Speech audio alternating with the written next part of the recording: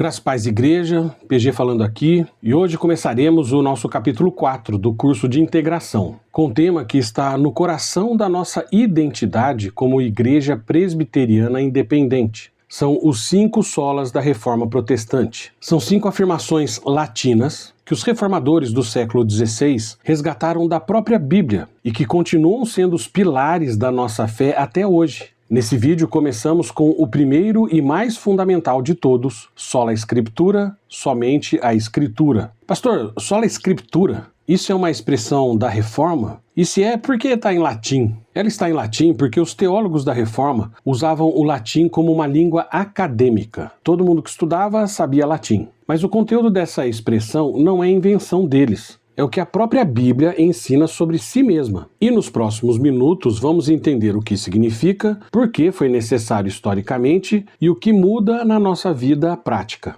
Então, sola Escritura afirma 3 coisas ao mesmo tempo. A primeira, a Escritura é a única regra infalível de fé e de prática. É o que 2 Timóteo 3, 16, 17 ensina. Já vimos isso em vídeos passados. Nenhum outro documento da história, por mais antigo e respeitado que seja, pode fazer essa afirmação. Isso a gente já viu bem claro no capítulo passado, né? Isso, então vamos para a segunda coisa que a sola Escritura afirma, e é que a Escritura é a vara de medir toda a doutrina e toda a prática da igreja. Tudo que a igreja ensina e pratica precisa ser avaliado e normatizado pela Bíblia, porque concílios podem errar e erraram. Tradições podem se desviar e se desviaram. Pastores podem errar e erram. Só a Escritura é infalível. Até o senhor pode errar, pastor? Se eu posso errar? A pergunta é se eu posso acertar. E a terceira coisa, a Escritura é a autoridade suprema a qual todas as outras devem se submeter. Concílios, tradições, confissões, pastores, experiências pessoais, tudo isso deve se submeter à palavra de Deus. Então os concílios e as confissões não servem para nada. Não, elas têm o seu valor, e muito valor. Mas tudo isso tem autoridade derivada e não originária.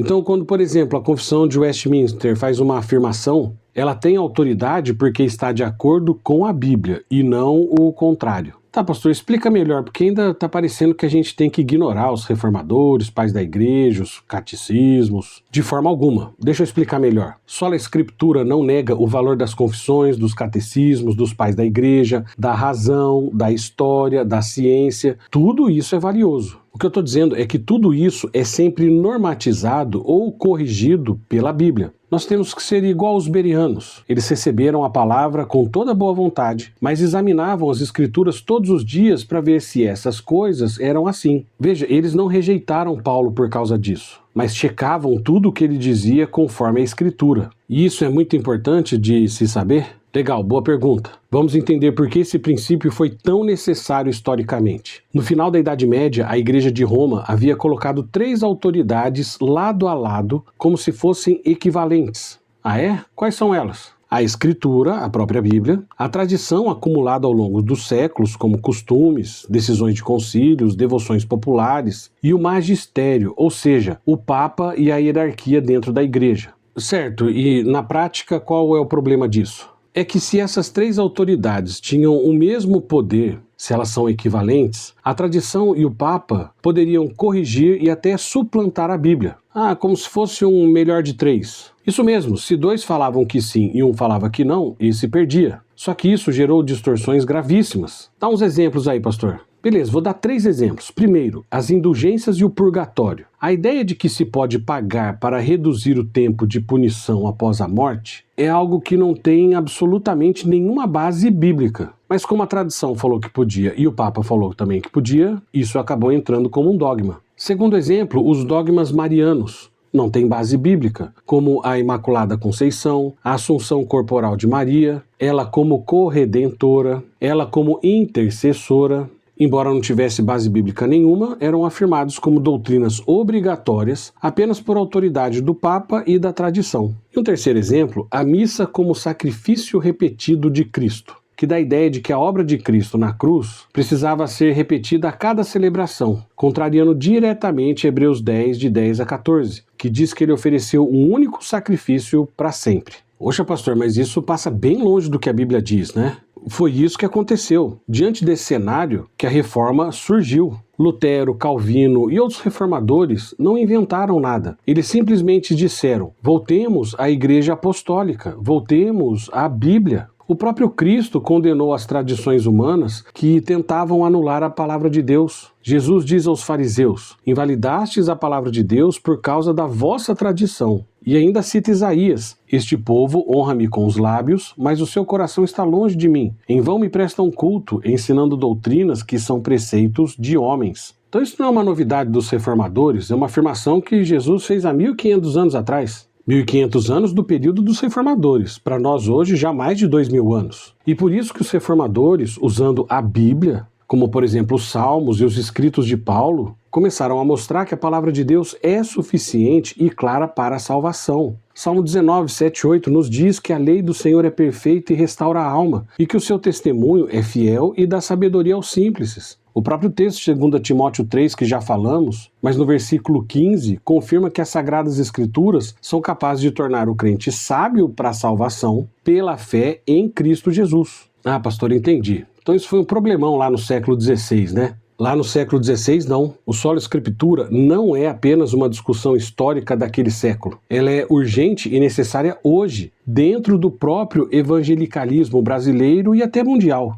Como assim, pastor? Nós reformados também corremos esse risco? Sim, e um grande risco. O erro não é exclusivo da Igreja Romana. Existem 4 aplicações práticas que precisamos ter sempre diante dos nossos olhos. A primeira aplicação: cuidado com as tradições evangélicas. Dentro do próprio movimento evangélico existem costumes, modas, revelações, psicologismos e práticas que não vieram da Bíblia. Quando alguém diz, sempre foi assim na nossa igreja, ou o Espírito me revelou, a pergunta correta é, isso está na Bíblia? Se está, ok, fechou, não tem problema nenhum. Se não está, não pode ser lei para a igreja de Deus. Segunda aplicação: não colocar pastores, apóstolos modernos ou pais na fé em pé de igualdade com a Escritura. Gálatas 1, 8 e 9 é claro e assustador, mas ainda que nós ou um anjo do céu pregue evangelho que vá além do que pregamos, seja anátema. Ninguém está acima da Bíblia, nem Paulo, nem Calvino, nem o seu pastor favorito, nem esse pastor aqui que vos fala. A terceira aplicação: ler a Bíblia diariamente, individualmente, em família e com os irmãos. Deuteronômio 6, de 4 a 9, nos manda que as palavras de Deus estejam no nosso coração e que as ensinemos aos nossos filhos, que falemos delas em casa e no caminho, ao deitar e ao levantar. Em João 8, 31, 32, nos lembramos que os verdadeiros discípulos são aqueles que permanecem na palavra de Cristo. Só a Escritura exige que a Bíblia não fique na prateleira. E a quarta aplicação: submeter toda doutrina, sonho, visão, disciplina e liturgia à palavra de Deus. Se alguém diz ter tido uma visão ou revelação, não é nem para a gente duvidar, nem para a gente acreditar. A pergunta não é como você se sentiu. A pergunta certa é: está de acordo com as Escrituras? Porque veja, meus irmãos, o critério não é subjetivo, ele é objetivo. É a palavra de Deus. Poxa, pastor, então isso é bem prático para os dias de hoje mesmo, hein? Totalmente. E antes de fecharmos esse vídeo, quero reunir os textos-chave que sustentam o Sola Escritura, para que você leve isso gravado no seu coração. Então o primeiro é 2 Timóteo 3, 16, 17. A Escritura é inspirada, suficiente e capaz de tornar o crente perfeitamente habilitado. O segundo texto-chave é Mateus 15, de 6 a 9. O próprio Cristo condena tradições que invalidam a palavra. O terceiro texto-chave é João 17, 17, que a palavra de Deus é a verdade que santifica. E o quarto texto-chave é Apocalipse 22, 18 e 19. Não acrescentar nem tirar da profecia, sob pena de perder a parte na árvore da vida. Agora eu estou entendendo que Sola Escritura tem que ser o primeiro sola mesmo. Ele é fundamental para tudo, até para os outros 5 solas. Exatamente. Se a autoridade da Bíblia cai, tudo cai junto. Se a Bíblia não é a autoridade final, qualquer coisa pode ser chamada de verdade. Mas quando a Bíblia é o fundamento, temos uma rocha que nunca vai se mover, nunca vai mudar. E os nossos próximos 4 vídeos, vamos ver os outros 4 solas, que são consequências gloriosas desse primeiro. No próximo vídeo falaremos sobre o sola fide, somente a fé para a salvação.